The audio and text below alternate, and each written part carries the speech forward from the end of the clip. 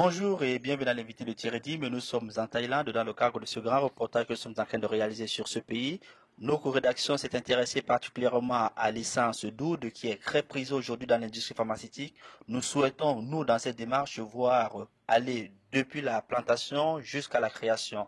Et là, aujourd'hui, on se trouve justement à la distillerie qui permet d'apporter justement, d'extraire cette essence. Notre invité de ce matin est Monsieur Dominique Falk. Dominique Falk a roulé sa bosse, comme on le dit souvent. Il est parti des grandes, des multinationales vers la petite PME.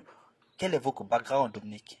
Alors, j'ai travaillé pendant 25 ans pour des grandes sociétés internationales, dans la construction, dans les services pétroliers, dans l'informatique. Et depuis 2002, j'ai décidé de faire le pas et de m'intéresser aux PME. Donc, nous avons une fiduciaire qui les aide à se créer, se développer à l'international.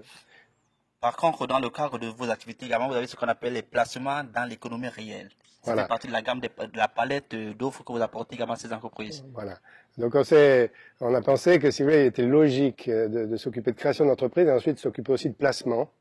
Et donc placement évidemment dans l'économie réelle, dans des PME innovantes, dans des PME à l'international, qui respectent les valeurs de protection de l'environnement et d'impact social positif. Alors, vous avez accepté de faire partie de la délégation suisse qui est partie de Genève pour Bangkok, pour venir voir certains lieux où sont placées vos finances. Dans ce cadre-là, la distillerie faisait partie également de cette démarche-là. Pourquoi est-ce qu'il était important pour vous de venir voir ça de vos yeux? Alors, il est très important pour moi, puisque économie réelle veut dire c'est du concret, il faut voir les choses, il faut même les sentir, et c'est le cas aujourd'hui dans le bois de oud, il s'agit de le sentir, et c'était une belle aventure aujourd'hui. Voilà, ça fait partie des nécessités pour nous que de bien aller sur place, se rendre compte de la réalité du placement, puisque c'est dans l'économie réelle, du modèle d'affaires, comment est-ce qu'on va générer le chiffre d'affaires et le bénéfice, et quel est le type de management, la gouvernance de l'entreprise, ainsi que le respect des valeurs dans lesquelles nous croyons, qui est donc le respect de l'environnement et un impact social positif localement, avec un impact positif aussi pour la population locale, ici en Thaïlande. Au terme de cette visite, quelle est votre impression? Est-ce que ça reprend tous ces éléments que vous venez de citer? Il y a beaucoup de choses intéressantes. Donc évidemment, là, on est concrètement ici en Thaïlande. C'est un pays magnifique par beaucoup d'aspects, avec une population extrêmement sympathique et souriante. Et c'est vrai que c'est une des conditions de travail qui est tout à fait intéressante. On voit, là, on est je dirais, dans un mode de PME. On est dans un mode de PME parce que même si Asia Plantation Capital est maintenant une société assez importante, ils sont éclatés en petites locations d'une trentaine de personnes qui chacun fait une certaine tâche. Ce qui m'intéresse aussi ici, c'est leur capacité innovante.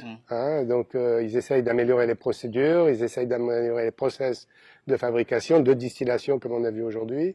Et ils essayent aussi de développer le bois de oud dans toutes ses dimensions, pas seulement la parfumerie, mais aussi la cosmétique, mais aussi peut-être d'autres applications, comme par exemple on a vu une sculpture faite en bois de oud ce matin.